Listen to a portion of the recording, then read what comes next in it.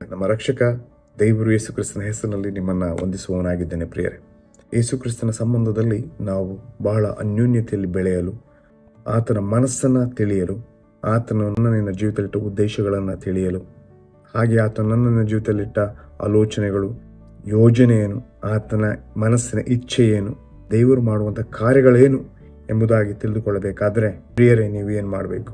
ಯೇಸು ಕ್ರಿಸ್ತನ ಡಿಸೈಪಲ್ಗಳಲ್ಲಿ ಒಂದು ಡಿಸಿಪ್ಲಿನ್ ಇರಬೇಕು. ಪ್ರಿಯರು, ನೋಡ್ತೇವೆ ಯಾರಿಗೂ ಸಮಯವಿಲ್ಲ. ದಿನದ 24 ಗಂಟೆಗಳು ಕೂಡ ಬ್ಯುಸಿ, ಎಲ್ಲ ಕಾರ್ಯಗಳಲ್ಲಿ ಬ್ಯುಸಿ. ಆದರೆ ಅವರಿಗೋಸ್ಕರ ಸಮಯವನ್ನು ಕಳೀತಾರೆ.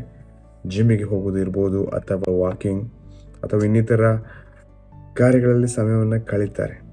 ಆದರೆ ತಮಗೆ ದೇವರು ಕೊಟ್ಟಂಥ 24 ಗಂಟೆಗಳಲ್ಲಿ ದೇವರಿಗಾಗಿ ಸಮಯವನ್ನು ಪ್ರತ್ಯೇಕಿಸಲ್ಪಟ್ಟಿಡುವಂಥದ್ದು ಬಹಳ ಮುಖ್ಯವಾಗಿದೆ ಪ್ರಿಯರೇ. ಆತನ ಜೀವಿತ ಬಹಳಷ್ಟು ಉನ್ನತವಾಗಿ ಬದಲಾಗ್ತದೆ ಕರ್ತನ ಮಹಿಮೆಗಾಗಿ ಪ್ರಿಯರೇ.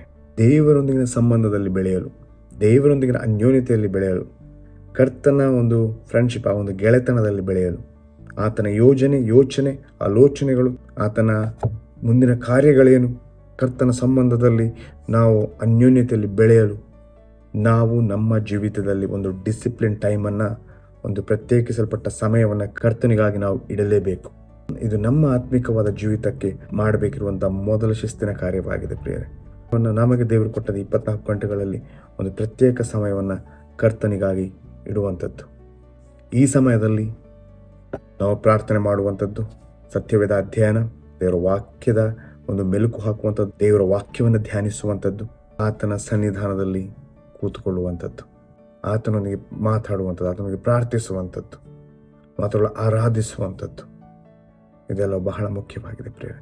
ಪ್ರತಿಯೊಬ್ಬ ವಿಶ್ವಾಸಿಯ ಜೀವಿತದಲ್ಲಿ ಈ ಒಂದು ಡಿಸಿಪ್ಲಿನ್ ಟೈಮ್ ಕರ್ತನಿಗಾಗಿ ಇರುವಂಥದ್ದು ಬಹಳ ಮುಖ್ಯ.